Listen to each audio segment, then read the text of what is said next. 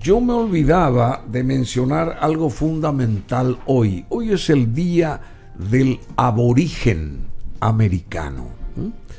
Día de la bicicleta también. Claro, hay muchos bicicleteros acá. En serio. Bicicleteros en el campo económico, financiero, los famosos bicicleteros. Pero también es el día de la bicicleta. Los colombianos, por ejemplo, tienen a la bicicleta como un vehículo impresionante y muy importante, especialmente los fines de semana. Todo el mundo sale en bicicleta en esa gran capital llamada Bogotá, que tiene más de 8 millones de habitantes. Bogotá, allá en Colombia. Colombia tiene algo así como 45 millones de personas que habitan allá. Y Bogotá es una urbe impresionante. Y justamente para desarticular el atascamiento con los vehículos, decidieron allá en Bogotá experimentar para que la ciudadanía se monte en una bicicleta y que además de hacer ejercicios, llegue a destino y sea mucho más claro todo el sistema, ¿verdad? Y un ambiente mucho más sano en todos los aspectos. Bueno, hoy es el día del aborigen. Acá también se están dando mucho en bicicleta, entre paréntesis. Primero que ya no se puede andar en vehículos porque todo el mundo sale con sus coches, como no hay vías así ¿cómo que se llama? Porque son las mismas calles de siempre, está caro el combustible, entonces la gente sale ya directamente en bicicleta. Y hoy es el día del aborigen americano. E invitamos a un señor con muchísima experiencia, un señor joven relativamente, él tiene 40 años, pero todos sus años últimos, desde que comenzó a independizarse, los dedicó a favor de los indígenas. Él es licenciado en antropología cultural, estudia sociología en la Universidad Nacional de Asunción, nació en Asunción justamente en 1982 y actualmente reside en la ciudad de Luque y es mediador también de conflictos sociales en las comunidades indígenas. Un señor que sabe mucho, trabajó en el INDI muchos años, también fue asesor, mediador, en fin. Vamos a conocer a Manuel Molinas. ¿Cómo te va, Manuel? Gracias por la invitación y antes que nada un afectuoso saludo a toda la población indígena americana una cámara. Sí, y a nuestra población, ¿verdad? Sí. Es un gusto estar con ustedes, compartir experiencias y no hacer un análisis, porque nos gusta mucho hacer análisis de las cuestiones, ¿verdad? Yo más bien vengo a compartir experiencia del proceso durante de más de 10 años. Aquí hay que tangibilizar, ¿cómo se dice? Tangibilizar la situación. La situación, así. No análisis, papeleos, y menos las ONG, que hay cientos y miles supuestamente a favor de los indígenas, pero los indígenas los vemos en la calle totalmente carentes y sin ningún tipo de apoyo y resguardo. Pero vamos a ver y vamos a dejar que Manuel Molinas, si se acerca también al micrófono, nos cuente su experiencia con los indígenas. Tangibilizar. Ahí me salió la palabra. Así mismo. Tangibilizar. Claro, hay que tangibilizar, porque para hablar del indigenismo, digamos, en Paraguay, yo me imagino una población de indígenas, pero una población bien organizada, bien hecha, bien resguardada, con autoridades como un intendente, un profesor de escuela, no sé si me estoy explicando. Sí, claro. Hacer como una comunidad que no sé por qué no se logra eso en tantos años. Habla ahora, por favor, Manuel. Sí, es importantísimo reconocer que la Constitución Nacional reconoce a los pueblos indígenas, ¿verdad? Antes que nosotros. Tiene leyes que lo protegen, tiene instituciones que fueron creadas con el fin justamente de proteger y salvaguardar la cultura de los pueblos indígenas, el territorio de los pueblos indígenas, la tierra, la identidad cultural, que es muy importante, que sin eso no podemos decir que hay una etnicidad, ¿verdad? Nosotros tenemos una población, el último censo del 2012 que tuvimos un censo chueco, ¿verdad? Que realmente no estamos para... ¿Qué cantidad de indígenas 117.000 nosotros hemos ya en el censo poblacional del 2012 aparece 117, 120 mil. 120 mil. Divididos en dos regiones. Perdón, la población paraguaya total de indígenas es de 120 mil. 120 mil en ambas regiones grandes del país. Nosotros tenemos la región occidental 50 mil, 50 y 50. La región oriental 50 y 50, ¿verdad? 20 pueblos indígenas. La que más conocida, nosotros siempre tenemos las poblaciones indígenas guaraníticas en nuestra cultura, en nuestra educación, y últimamente muchas veces se ha más bien mediatizado las poblaciones indígenas con danza y todo lo demás, pero hay una población importante que sigue luchando, permaneciendo todos los días con el arraigo cultural, con la educación. Por eso es importante reconocer que tenemos realidades, no una realidad. Realidades. Así. Sí. Bueno, y justamente está la parte esa histórica también, la parte del mestizaje, la parte de la evangelización de los guaraníes. Sí, justamente. Por parte de los jesuitas. Tenemos imágenes aquí, podemos. Sí, hoy justamente estuvimos hablando con un grupo de compañeros de la evangelización, de la profesionalización de los pueblos indígenas, de las comunidades indígenas que estudian, de las que escriben, de los que leen, que iniciaron en el Chaco, justamente en Puerto Casado. Hoy estuvimos hablando en Santa Teresita, de la misión evangélica que se realizaron, en las misiones jesuíticas, ¿verdad? Todas las redenciones que nosotros... Tenemos imágenes ahí, por favor, vamos a ponerlas porque... ¿Sí? Estas imágenes enriquecen justamente la charla. Los guaraníes se formaron a partir de grupos ahí tenemos un más audio antiguos, a los cuales se los conoce como el tronco tupí.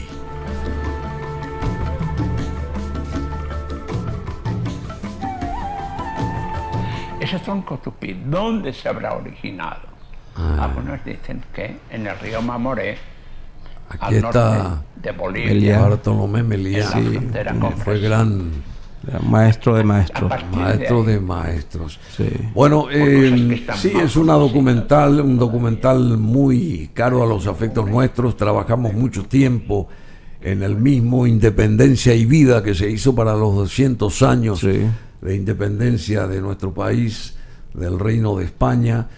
Y bueno, que muestran, ahí tenemos imágenes, vamos a continuar con las imágenes de los indígenas, y Manuel acá nos enriquece toda esta charla porque él tiene la experiencia vívida de haber estado muchas veces y muchos años y mucho tiempo entre todos ellos. Sí, más que nada en el proceso histórico que nosotros llegamos hasta hoy día y cómo funcionan las instituciones, las comunidades indígenas, cómo están organizadas.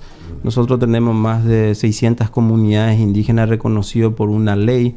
A partir del año 1981 se reconoce el Estatuto de Comunidades Indígenas y ahí se crea el Instituto Paraguayo del Indígena. Bueno, todo está genial, ¿verdad? En los papeles. Claro. Pero del dicho al hecho, como suelo insistir yo con esa frase, hay muchísimo trecho, y más en este mundo de los indígenas, ¿verdad? Porque ¿por qué se crean las leyes? Para que se las cumpla, ¿verdad? Totalmente. Y si las autoridades que llegan a sitios predominantes, digamos, importantes, en el caso del INDI o en el caso de la cultura, en fin, acá en nuestro país, y no velan o no hacen cumplir esas leyes hechas justamente para proteger al indígena, ¿por qué está esa gente ahí? Y es más, ¿por qué cobra un sueldo si no hace nada o hace muy poco? No sé, una pregunta que te la hago así. Vos no tenés vela en el entierro acá, pero también me podés decir qué pasa con el INDI o con las instituciones que tienen que velar por este grupo de compatriotas, porque son todos paraguayos ellos. Sí. El INDI realmente está conformada por buenísimos equipos, una institución madre de estudio de mucha gente. Lastimosamente fue muy manipulada en todos los momentos de los procesos políticos. Esa organización. El INDI como institución en sí se le vio como un elemento más político, ¿verdad? En los últimos tiempos. Justamente... ¿Pero qué quiere decir la política? como una política Sí, partidaria. sí, pero la Claro. política tiene digamos, una cuestión muy rica que es la Claro. que tiene que velar por la ciudadanía. Por eso se hace política. ¿O para qué se hace política? Claro, totalmente. Lo que se hizo fue... Para que se enriquezcan los que están ahí arriba. Y el pueblo indígena, en este caso, que es el que necesita, ¿qué pasa con él? Es un sector muy vulnerable y se aprovechan de las cuestiones, de las necesidades de los pueblos indígenas, ¿verdad? De recursos mínimos. Entonces son procesos que uno va viendo. ¿Por qué se le asistió tanto y hasta el momento sigue así en la misma forma? ¿Cuántas ONGs hay responsables, entre comillas, de, digamos, velar, nutrir o, qué sé yo, acompañar el crecimiento de los pueblos indígenas a través de las generaciones de nuevos aborígenes, digamos, de cada uno de estos pueblos? Más o menos, ¿cuántas organizaciones, cuántas ONGs están, digamos, recibiendo mucho dinero porque dicen ser que apoyan a los indígenas? Suelen decir que apoyan a los indígenas, cosa que no es cierto. Sí, ¿verdad? sí, sí. Tenemos varias ONG. ¿Cuántas Nosotros ONGs, más o menos? actualmente que recibo, creo que del Estado estaríamos entre 10, 15 ONG bien conformadas, ¿verdad? Que bien sí conformadas. Presupuesto. Últimamente se han recortado, en otras situaciones nuevamente han logrado sus objetivos. Hay que reconocer que una gran parte de las organizaciones no gubernamentales aportaron para que se puedan generar nuevas leyes, acceso a la educación, a la salud. La última ley o decreto de 1039, que es el protocolo de consulta con FAPI, ¿verdad? Tierra Viva. Son muchas organizaciones que tomaron la posta y en algunos casos lo que se podría llamar es como la tutela del Estado, está cumpliendo la función del Estado. Del Estado, estas ONG, supuestamente. Sí, sí, sí. ¿Y cuáles, entre esas 15, mencionaste 15 más Sí, o menos, más o ¿verdad? menos. De esas 15, ¿hay un par de ellas que realmente hacen bien su trabajo o no? Hacen algunos, sí, 3, 4 organizaciones que sí hacen de las bien. 15, 3, 4 hacen bien sus Y organizaciones. las otras llevan agua, para no decir dinero, a sus respectivos molinos. Siempre sucedieron así, porque Así. de otro modo no estarían así las comunidades Pero decime, ¿y indígenas. no hay un control, como un tamiz por parte del Estado para velar porque sí, está bien, el Estado delega ese trabajo como Estado a estas ONGs, pero tiene que haber alguien que pueda fiscalizar si están haciendo bien o mal el trabajo. Es lo trabajo, más oportuno tu consulta. ¿Por qué? Porque el INDI fue creado justamente como ente rectora de las políticas públicas. El Instituto Paraguayo del Indígena.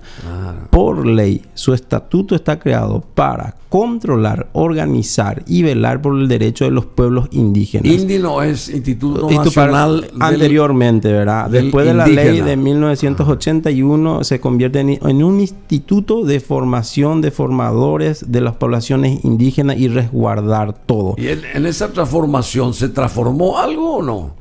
En un proceso fue bastante bien encaminado. Mira que yo he estudiado los procesos del INDI, pero después medio que se fue transfigurando, como yo le digo siempre, como los pueblos indígenas, también un proceso de transformación. Y en el correr del tiempo, como que hubo una apetecible económicamente para los caudillismos políticos, empezaron a transformar el INDI no quiero decir en seccionales, pero en sí una suerte seccional. En una suerte seccional. Sí, con todos los pero sí, ¿verdad? Y por eso, recién pasaste lo de Bartomeu Meliá. Sí, tenemos más imágenes acá por ejemplo, todavía. Personalidades que estuvieron en aquella época, el Gato Chá César, y siempre estuvieron el Gato Chá. Sí, la AIP. Sanardini, un gran... es un maestro, mi maestro prácticamente. Estuvo siempre por acá también. Siempre. Son personalidades que siempre apoyaron, pero no se puede con la política que erigió el Estado, ¿verdad? Una política desigual, una política de permisividad excesiva con sus autoridades encaminando a ¿Quién es la persona? ¿Presidente o director del INDI? Presidente. ¿Y quién es el famoso presidente del INDI? ¿Quién es hoy? Sí, ahora yo realmente no le conozco al presidente del INDI. El último que se fue César Olmedo, era el doctor Olmedo, que renunció. Ahora creo que tuvieron un ex concejal también de Asunción, asume. Por eso se fue tan manipulado, está tan manipulado que se pone autoridades que no tienen ninguna carrera, trayectoria con los pueblos indígenas. Pero se comportan como grandes gurús y siempre están con las plumas arriba, ¿verdad? Así mismo. Ahuyentan a la gente que quiere saber algo del trabajo de este individuo, en este caso, de este famoso presidente del INDI. ¿Cómo se llama? Creo que está asociado a alguna seccional, alguna cuestión política. Edgar Olmedo, fue el anterior. El anterior presidente del INDI. Bueno, vamos a llegar a eso. Vos mencionabas de 120,000 indígenas, ¿verdad? Sí. Mencionabas que estudian, que escriben, que leen. ¿Qué cantidad de esas 120,000 personas están en condiciones de hablar, de comunicarse, de manifestarse, qué sé yo, con trabajos, con estudios? Por eso es importante. Yo hablé de realidades, de condiciones de las poblaciones. Omar Pico. Este no fue intendente también. Sí, fue el famoso el último, Omar Pico. Claro, que fue intendente antes de, me parece, el famoso Nenecho. Entre Mario Ferreiro y Nenecho estuvo el Omar Pico. Dios mío, este personaje. Qué bárbaro. ¿Y qué puede saber este Omar Pico de... Cuando Nenecho renuncia para su candidatura, entra el Omar Pico, que le estaba guardando ahí el sillón municipal a Nenecho? ¿Qué puede hacer este Omar Pico? ¿Tiene condiciones de estar frente a una institución tan importante? Yo creo que para juzgar sus condiciones, o sea, no estoy, pero sí puedo decir que uno tiene que tener una voluntad increíble para llevar las políticas del Estado, tener sí un conocimiento previo, ¿verdad? Tenemos 20 pueblos y manejar las realidades. Tenemos comunidades... ¿Qué es manejar las realidades? Las realidades de las comunidades indígenas. Sí, pero ¿qué es las realidades? eso? Comunidades que están bien formadas, que leen, escriben. Comunidades que están hechas a su suerte, adictas, niños en la calle. Anteriormente, en el 2010 y 2011, nosotros hicimos los famosos focos de niños de la calle. Focos. En aquella época, en el Focus Group. Sí, Focus decía que, zona de Terminal, zona de acá, San Martín y todo. Se identificaba. En aquella época, en el 2011 y 2012, teníamos 40, 50 focos donde venían niños a instalarse. ¿Por qué? Por el éxodo de sus comunidades no tenían. En la región oriental, ¿verdad? Ahora nosotros 300 y algo de comunidades indígenas, más de 300 también en las comunidades indígenas del Chaco. ¿Cuántos son los que realmente tienen tenencia de tierra apropiada, adecuada?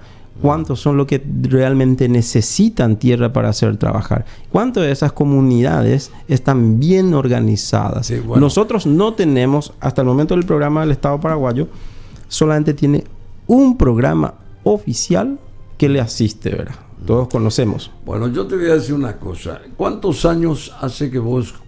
¿Cuánto tiempo estuviste ligado al INDI, digamos vos? ¿Cuánto tiempo? Por casi 10 años. 10 años. Sí. Y en 10 años pudiste observar que llegaba el dinero para ayudar a los indígenas a través del INDI ahí, ¿o no es así? Nosotros tenemos, el Estado paraguayo siempre provee de presupuestos a todas las instituciones públicas. Por ende, el INDI recibe un presupuesto. Ahora creo que no sobrepasa los 40,000 millones de guaraníes, porque el mayor presupuesto lleva... Año, 40,000 millones. Claro. ¿Y eso cuánto es en dólares? 40,000 millones de guaraníes año. Los recortes presupuestarios se fueron dando porque las políticas que se deberían de aplicar en compra de tierras no se fueron ejecutando por burocracia misma del propio del Estado, ¿verdad? Entonces se fueron recortando. El mayor presupuesto siempre se da en los gastos rígidos y en la otra parte era la compra de tierra. ¿Y qué quiere decir gastos rígidos? Para pagar al tipo que está con el aire acondicionado ahí, a Omar Pico y compañía, y a las secretarias.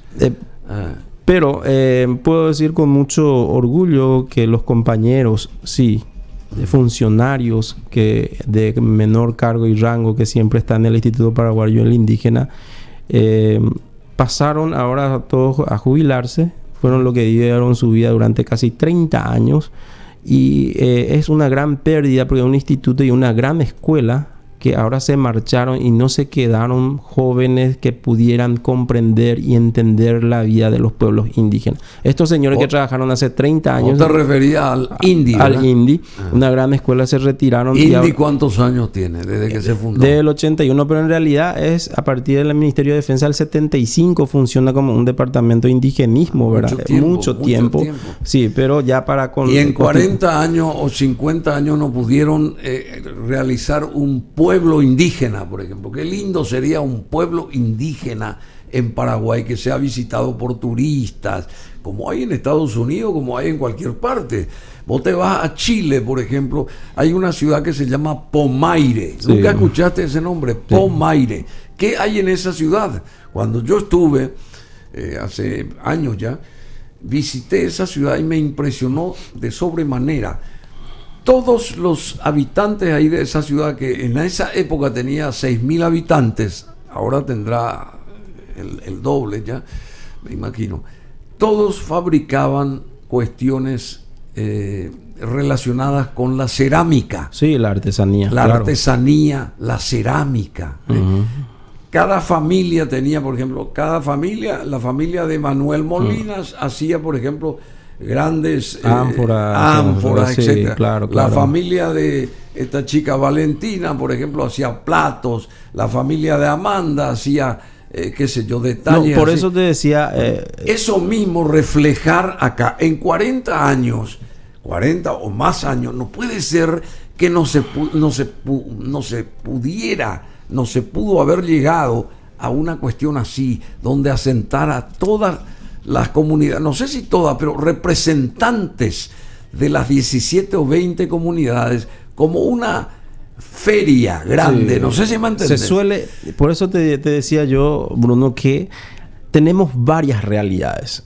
En el Chaco tenemos un centro de turismo ahora en Loma Plata. Al llegar mismo están las comunidades, representa su artesanía, un gran porcentaje. ¿No? ¿Qué es lo que ya sé, pero no sé si me estás captando lo que yo digo. Así como uno se va a Itá, o a Tirá, o a no sé dónde para comprar no sé qué cosa, o a Misiones para cuando llega el invierno para comprarse las cuestiones de lana, bueno, hacer una comunidad, pueblo indígena. Aquí tenemos, señor John Fogerty, qué sé yo, que viene de no sé dónde. Vamos a mostrarle un pueblo indígena de Paraguay, con los representantes de las 17 o 20 etnias, con sus modos, usos y costumbres. ¿Por qué eso no hace acá el INDI, por ejemplo? Que para eso está. Se solía hacer ferias importantes, pero no tienen la sostenibilidad con el tiempo. Por eso se le llamaría esto. Hoy están lanzando en el Congreso a estas horas el Plan Nacional Indígena. Sí. Están haciendo un plan en donde se van a dirigir la política nacional de los pueblos indígenas acá en el Paraguay, como se hizo en el año 1940 también en México. Aquí me acercó Valentina, nuestra colaboradora justamente, y también Amanda, este Plan Nacional de Pueblos Indígenas, que es justamente hoy y arrancó a las 9 hasta las 13, indican acá, que es para difundir y propiciar la implementación participativa del PNPI. Sí. Plan Nacional de Pueblos Indígenas. Plan Nacional de Pueblos Indígenas. Un consenso entre todos los pueblos de las organizaciones para llevar a cabo ese plan. Ahora, esperemos que se aplique eso, que no sea solamente muera en el papel. Porque el Instituto Paraguayo del Indígena... Eso es lo que te estoy diciendo. El Instituto Paraguayo del Indígena del año 1981 fue creado justamente con este fin. Lo que estamos haciendo es replicar el mismo producto y es como la misma Constitución, ¿verdad? Estamos haciendo... son copias de nuestra misma ley. Si vos lees la ley 904, que está todo... Vos sabés que a mí no me interesa leer nada. Yo lo que quiero es ver realidad. Y la realidad está todo plasmada, no se cumple. Tangible. Una cuestión que se puede... Un pueblo indígena que se pueda hablar con el Ministerio de Obras Públicas para que organice toda la pavimentación, digamos, cercana a esa población para que la gente pueda ir ahí. Camiones de turistas o con turistas puedan llegar ahí. y promover la industria artesanal, digamos, y creativa de nuestros pueblos. Ahora hay el camino de las ruinas jesuíticas, que se hacen las conexiones con las nuevas rutas. Están empezando con esa visión. Esperemos que haya una sostenibilidad con el tiempo. Por eso te digo, las realidades de los pueblos indígenas han cambiado. Ellos se transforman también, asimilan la cultura, necesitan también de sobrevivir, de comprar, de vestir, de comer, de intercambiar. A eso voy. Claro. A eso voy. O sea que esto, un pueblo indígena, vos te vas a cualquier parte de los países nuestros, acá de América Latina, y hay localidades, hay comunidades indígenas así mismo, que son apoyadas por los gobiernos de estos países, ¿verdad? Y nosotros dejamos a la suerte de un personaje como Pico, que está ahora en el INDI como gran elucubrador, no sé de qué cosa, pero vos ves a los indígenas en la calle, los indígenas que están allá en la estación de ómnibus, los indígenas que pasan fumándose, que amanecen esos chicos drogados, etcétera, etcétera, las chicas que ya sabemos qué hacen para subsistir, para sobrevivir, se venden las chiquilinas, en fin, es un despiplume total, un desastre. ¿Y dónde está el Estado acá? Ahí justamente lo que mancilla totalmente todo lo que es la cultura, la rica historia de nuestras poblaciones indígenas. Mancillaron con niños pidiendo dinero, mendicidad total. Eso es lo que realmente destruyó, y gran parte. Todo lo que nosotros vemos es el reflejo del olvido de un Estado ausente con las poblaciones indígenas de una manera responsable, organizada, bueno, con planes una serios. cosa, ¿y por qué vos no estás ahí como cabeza del INDI? ¿Por qué nadie te propuso eso? No, en serio te hablo. No, porque son cuestiones políticas, son del Ejecutivo que va viniendo hasta el Ministerio. ¿Qué harías vos? Tenemos imágenes ahí. Poné las imágenes de ese documental, de ese trabajo. Habían muchas imágenes muy buenas. Poné nomás, soltar las imágenes. ¿Qué vos harías si alguien te dice, bueno, Manuel, vos a partir de ahora vas a dirigir el INDI? ¿Qué harías? A ver. En base a lo que estamos nosotros. No programas, realidades. En base a realidades. En lo que estamos conversando ahora. Por ejemplo, crear un pueblo indígena. ¿No te entusiasma esa idea? Claro, totalmente. Ellos tienen que tener un lugar siempre de concentrar sus productos. De hecho, ese siempre fue el problema que trabajamos con las comunidades indígenas. No tenían dónde ellos ponerse, afincarse por departamento. Yo te digo, por ejemplo, hacer su feria de productores. Ahora nosotros estamos trabajando, llevar todos sus productos a hacer como su propia feria en Canindeyú, en Caguazú, en Caazapá, en Encarnación, en todos los lugares. Vender la rica cultura, por ejemplo, en Encarnación, cuando ellos están empezando la época veraniega. No mendicar. Lo más molestoso para la gente, y lo que le molestó, es que cuando van a empezar a comer algo, viene un niño y le toca. Y ese es el reflejo del propio olvido del Estado, de nuestro olvido. Estamos involucrados en una sociedad que siempre le ha dado moneda y nunca le reclamó a su propio Estado de cómo tiene que aplicar las políticas. ¿Por qué nunca se le presionó al INDI, a sus autoridades? Todos nos dormimos cuando sube Pico. Pero ¿cómo respondemos cuando una criatura te pide moneda cuando vos estás en Encarnación en un bar? Tú igual te pide. ¿Por qué no se le pone ahí un lugar lindo? Bueno, donde lo puede hacer? Pero Pico está ahora, te quiero decir, pero antes de Pico, desde 1978, 79 o 75... ¿Qué hicieron? ¿Por qué no se fue ya organizando eso, verdad? Claro. También teníamos ahí el Museo del Barro, no sé si pudiste... Muy lindo, sí, claro. Donde están todas las artesanías de los indígenas, mostrar eso, porque es una maravilla, una obra de arte, eso se tiene acá en Asunción, ¿verdad? Y hay gente que conoce, hay gente que no conoce, pero es resultado también del esfuerzo de cuántas familias, de cuántos indígenas, de cuántos años, ¿verdad? Totalmente. Y el desconocimiento de nuestra gente, eso es lo más triste. Paraguayos, nosotros no desconocemos nuestras raíces, desconocemos que tenemos 20 pueblos, desconocemos que tenemos comunidades indígenas que trabajan. Nos hemos olvidado. En la educación misma se imparte solamente las cuestiones muy superficiales de las comunidades. En las universidades, ahora en los colegios secundarios muy poco se da, solamente se hace un pequeño recordatorio, no se hace un estudio más profundo y focalizado sobre las comunidades indígenas. En ese sentido, muchas veces nosotros tenemos una deuda en la educación de hacer conocer y valorar realmente la cultura de los pueblos indígenas. Es una rica cultura que solamente permanece en los libros como si fuera un pasado, y en realidad son los presentes de toda nuestra historia. Ellos no han desaparecido, siguen viviendo, luchando, permaneciendo y luchando por su identidad, por mantenerse día a día, y en algún momento dado nos vamos y nos asombramos por la rica cultura que tienen, y ellos te dicen: ¿y ustedes qué hicieron para que nosotros podamos permanecer así? Bueno, justamente hay un caso de un chico indígena que se llama que están asentados ahí en la plaza frente al cabildo, digamos, ahí, como son a más de 100 por ahí lo que están. ¿Por qué están ahí? Porque se los echó de sus tierras del Alto Paraná con papeles de por medio, Claro. por ejemplo. Sí. ¿Y qué hace el Estado para eso?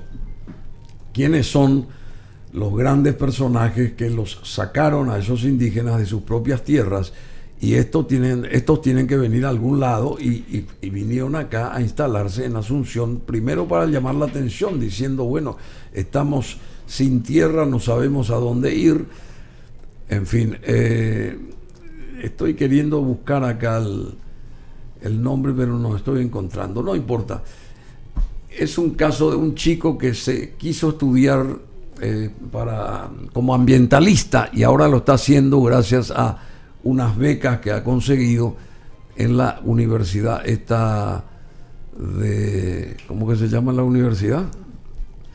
La Universidad San Carlos, que tiene una sede en Ciudad del Este, y él se inscribió en esa sede, y como los sacaron de sus tierras de Ciudad del Este, vinieron acá. Entonces él se iba a quedar sin estudiar, perder un año, y gracias a Pelusa Moreno Gorostiaga de Ruiz, a través de una conexión importante que tuvo, entonces hizo que él ahora estudiara en la central acá de San Carlos.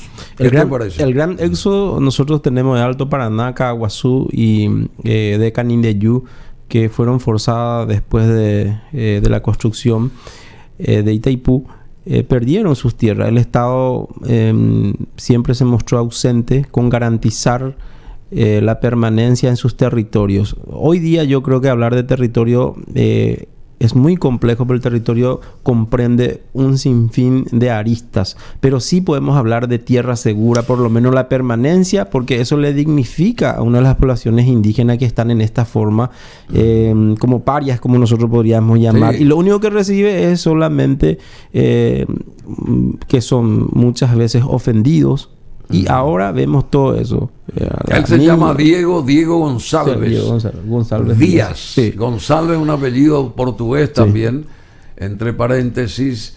Y acá me decía Manuel Molina que su padre también nació en la parte de Mato Grosso, en sí, Brasil. Bueno, ahí tenemos imágenes de este indígena con muchas ganas de estudiar, y que también gracias a la ayuda de gente acá consciente de la situación de estos señores, de estos chicos, pudieron conseguir un lugar acá en la Universidad San Carlos para que él pueda seguir sus estudios, sí, como ambientalista, ¿verdad? Acá en Asunción. Bueno, no sé, hay que hacer muchas cosas, Manuel. Yo te agradezco todo lo que hiciste y lo que estás haciendo, y esa preocupación tuya. Me dijiste que fuiste mediador también de conflictos sociales en las comunidades indígenas. ¿Qué fue eso? El Estado, siempre yo digo que prometemos cosas como Estado, después no lo cumplimos. Después nosotros, en la parte social, somos como mercenarios sociales. Yo siempre le he dicho a mis compañeros: estoy cansado de ser mercenario social, de ir a convencer a nuestra gente, de no reclamar sus propios derechos, ante un Estado que se ha comprometido a cumplir ciertas obligaciones que le corresponde.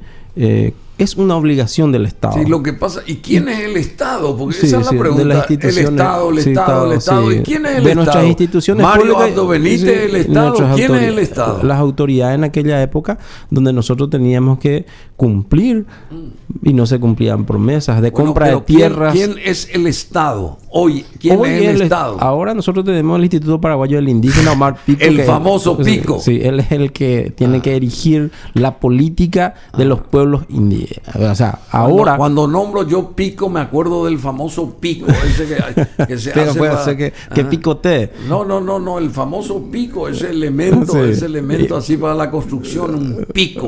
Pero hay que darle el pico por la cabeza, ¿entendés? Sacarlo de ahí y poner a gente que realmente pueda llevar adelante un instituto tan importante como el de los indígenas, ¿verdad? Sí, hay que tener un poco de preparación, yo siempre digo, donde uno tiene que pisar. Pero lo que pasó ya pasó. Ahora tenemos que mirar para adelante. Para adelante, claro. Y vamos a hablar 5 minutos después contigo, porque ahora llega una canción de Chicago que se llama Call on Me, a ver si me llamas. Hoy es el día del aborigen americano y estamos acá conversando con Manuel Molinas y le preguntaba si él supo de Branislava Susnik, esta antropóloga tan afamada que se afincó acá por muchos años y que trabajó ahí en el Museo Andrés Barbero. Ahí tenía su sede central, recorrió toda la República, estuvo en todos los pueblos indígenas habidos y por haber, y también mucha gente así, hablamos ya de San Nardini, Meliá. Sí, de Meliá, del Gato Chase también, del Gato Chase. Walter Biederman también estuvo metido, escribió un montón, o sea, publicó libros con San Nardini, indígena del Paraguay. El Gato Chase, un montón de cosas hizo el Gato Chase, en fin, tantas cosas se hicieron a favor de los indígenas. Y el caso del Museo del Barro, que lamentablemente no tenemos esas imágenes hoy, pero yo sé que hicimos nosotros todos unos documentales muy buenos reflejando todo lo que hay adentro de ese Museo del Barro, que hay que ir a visitarlo, entre paréntesis, si tienen tiempo hoy por el día del indígena, del aborigen americano, pueden pasar ahí por el Museo del Barro. No recuerdo nomás la dirección, pero todos conocen más o menos el Museo del Barro. Y también tenemos allá en Areguá, en lo de Izangayé, un montón de trabajos de indígenas, ¿verdad? Lo de Izangayé, allá en el museo, ¿cómo se llama? Que también tiene una casa muy buena donde uno puede ser testigo del trabajo de los indígenas. También está Lucy Yegros, que también se metió mucho en el mundo indígena a través de sus pinturas, a través de sus... En fin, mucha gente de la cultura que tuvo mucho que ver con tratando de promocionar, tratando de... Ahí en el museo de donde está Margarita Morselli, ¿cómo se llama? El Cabildo. También hay secciones muy importantes que dan a conocer el trabajo de los indígenas. En fin, y acá el Estado es el que está ausente.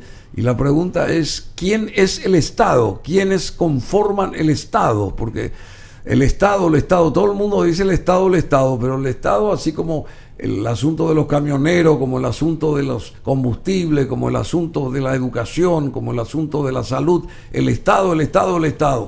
Pero el Estado es una entelequia, ¿verdad? Pero para eso están las autoridades responsables designadas que tienen que hacer su trabajo y no lo hacen. Claro. Simple es el asunto, ¿verdad? Así de sencillo. Bueno, y Manuel Molina, a vos si te dicen el nuevo presidente del INDI va a ser el señor Manuel Molinas, ¿qué vas a hacer? Primer paso, a ver. El primer paso que deberíamos de hacer es realmente llegar a un consenso con todos los pueblos a un llamamiento de conformar estrategias realmente para que ellos puedan trabajar bien en cada uno en su departamento. Perdón, yo me estoy olvidando también de Perazo. Sí, Perazo, sí. Claro. Perazo fue uno de los primeros jóvenes que se metió ahí en ese mundo de los indígenas. Está el arquitecto Vera también. Sí. En fin, mucha gente. Que está en uno de los museos. Valiosa. Sí. ¿Cuántos museos hay de los indígenas acá en Paraguay? Muchísimos, 6, 7 por ahí que nosotros normalmente no visitamos y no. Las autoridades reconocen siempre en el cabildo, ¿verdad? Eso es lo más interesante. Referencial, ¿verdad? Y nosotros vemos, nos orgullecemos por las cosas que hicieron los pueblos indígenas, le mostramos a otras autoridades internacionales. Sin embargo, nos olvidamos físicamente cómo se encuentran actualmente los pueblos indígenas. Nos burlamos de su cultura prácticamente porque ahí les estamos admirando hoy en el Congreso y sin embargo a unas cuadras terminado el acto, le vas a ver a niños de la calle mendicando en forma mendicante. Entonces se debería de instalar los procesos de trabajo en sus comunidades, debemos ser permanentes. Ustedes tienen el claro ejemplo siempre de las comunidades menonitas que trabajan con los pueblos indígenas. También tenemos uno en Puerto Barra, que tenemos también, mejor dicho, acá en Alto Paraná, con los H. Se viven con ellos, se trabajan con ellos. Necesitan procesos de tiempos diferenciados. Se necesita un acompañamiento más continuo. No es soltarle de la mano, demostrarle que nosotros podemos trabajar con ellos. Muchas veces se le llevan productos, herramientas y después se les tira. Después de una semana, 2 semanas, ¿qué pasa con esas herramientas? Se tiene que devolver, se tiene que vender. ¿Por qué? Porque el proceso de la tecnología, el uso y la forma de uso tiene un proceso cultural. Todo tiene un proceso. No es solamente eso. Se suele decir, mira, terminé mi casa, dice. Entonces, genial. Y que la gente piensa que cuando se terminó la casa ya se tiene la casa hay mantenimiento. Claro. Se tiene que mantener. El secreto de tener una casa en condiciones es el mantenimiento de una casa. Claro. ¿Qué pasa si yo te hablo de una comunidad indígena que tiene su iglesia, tiene su escuela, tiene su parque, tiene su plaza, tiene sus plantaciones? Porque ¿quiénes les acompaña hoy día? Plantaciones. Te vas ahora, hoy te vas en las comunidades indígenas. ¿Cuántos técnicos vas a encontrar? Ni uno.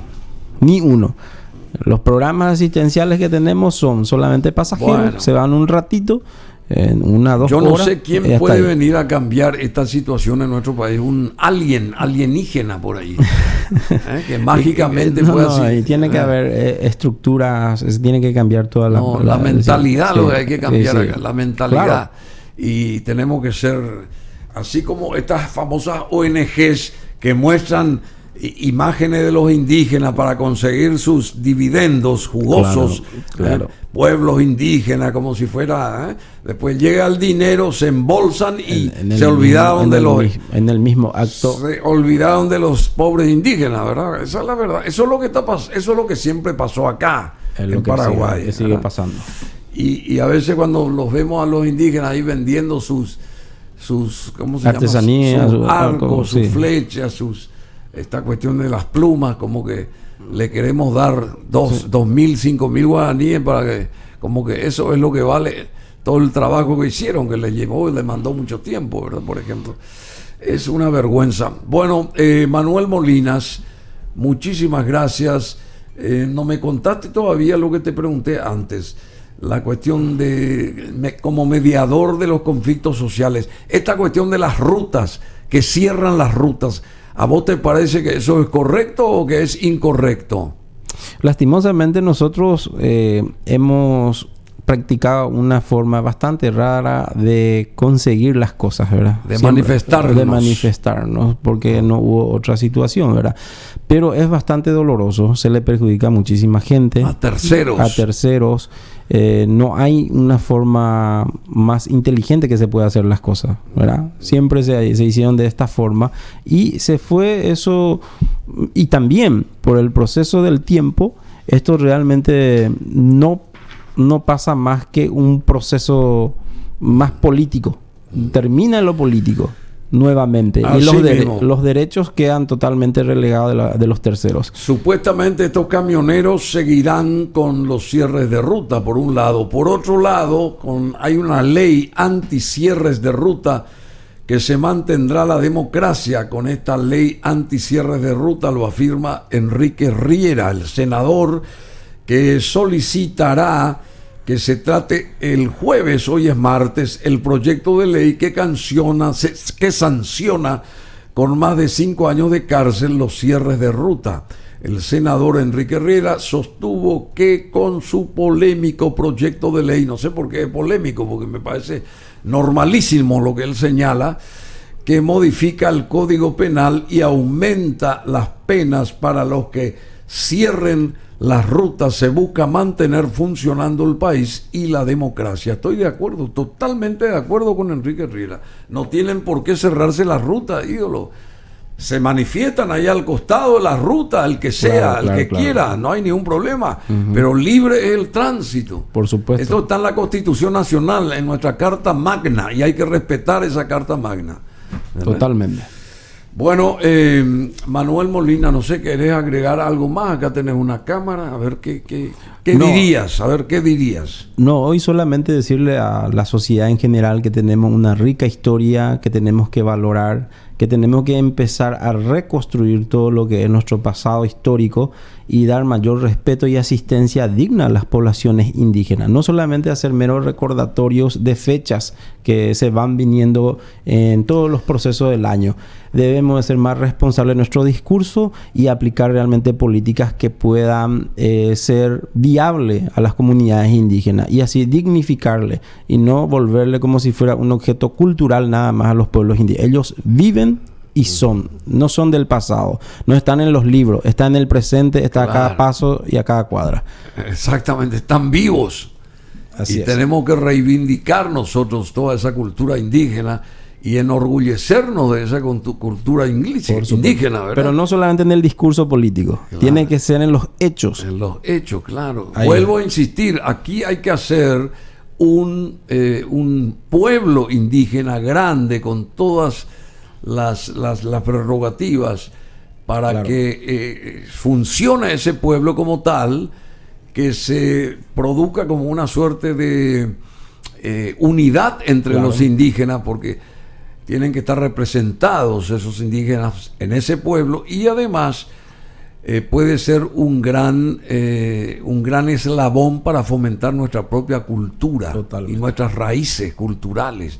Tener un pueblo indígena en condiciones y que puede ser algo único en América si nos predisponemos nosotros. Totalmente. Podemos hacer perfectamente, así como se construye lo que sea, que se construya un pueblo indígena con casas, digamos, de diseño original de aquellos años y que viva ahí cierta gente, ciertos aborígenes que fomenten la... Vos sabés que cuando uno va, por ejemplo, a Egipto, hay un sector grande que nos remonta al antiguo Egipto.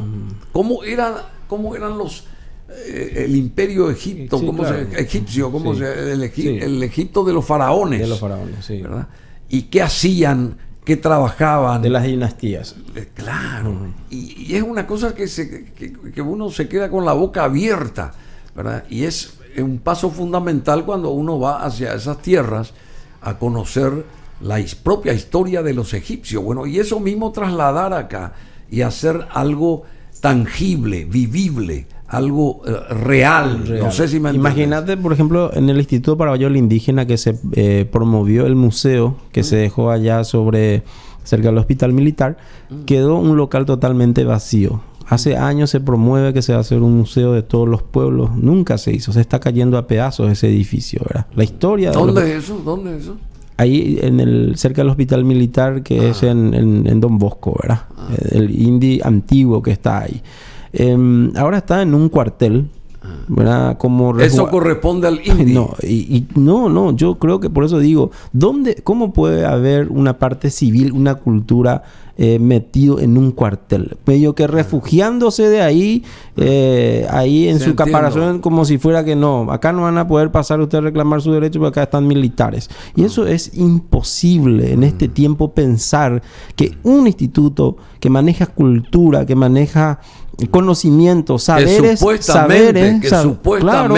saberes se tengan que insertar en un cuartel y no, atornillarse ahí. Eso es imposible. Bueno, y pensar que todas estas tierras pertenecían a nuestros antepasados indígenas, ¿verdad? Ahí tenemos los carios, ¿verdad? Ahí así es. ¿No? Y ¿sabes por qué se llaman cariocas? Sí. Cariocas a los señores, a los que viven allá en Río de Janeiro. Sí. Carioca viene de carios. Sí, claro. Y los carios eran hermanos de los guaraníes. De los guaraníes. Así de mismo. los tupí guaraní. ¿Sabes eso? Sí, toda la historia. Claro. Bueno, muchas gracias, Manuel Molina. Te exprimí mucho. Gracias a usted por la oportunidad. Y esperemos que vuelvas pronto otra vez por acá. Y esperemos que algo se haga y te vamos a enviar este material a ver si lo podés difundir también. Claro, totalmente. Y si la gente toma conciencia de cuán atrasados estamos todos, en vez de favorecer a nuestros hermanos indígenas y en vez de enorgullecernos nosotros por tener esa sangre guaraní en nuestras venas corriendo, digamos, los dejamos de lado, los vemos ahí como si fueran mendigos a estos pobres representantes del mundo aborigen paraguayo. No pronunciar solamente cuando hay partido de fútbol. Somos de la garra guaraní. O sea, tenemos ciertas cosas que decimos sin conocer. Pronunciamos discursos sin conocer. Somos de la raza guaraní. ¿Vos hablas alguna lengua guaraní? Aparte del guaraní, guaraní no, alguna lengua. No. Yo hablo perfectamente el guaraní. Guaraní sí, ¿verdad? Comprendo lenguas indígenas algunas, pero no hablo. No soy ¿Cuántas lenguas indígenas hay? Nosotros tenemos 20 lenguas indígenas, 20 pueblos, 20 lenguas indígenas. O sea, cada comunidad tiene una lengua distinta. Claro, totalmente. Son pueblos totalmente distintos. Totalmente distintos con sus propias lenguas. Aparte de eso, tienen otra vez sus dialectos, ¿verdad? Es diferente. Eso nadie sabe, muy poca gente sabe. Claro, nosotros tenemos una riquísima... Help. Bueno, claro que tenemos una rica historia y no la aprovechamos y no somos conscientes de esa riqueza que tenemos, pero fuerza, Manuel, tenés 40 años. Mucho tiempo. Tenés 40 más todavía para desarrollar todo esto.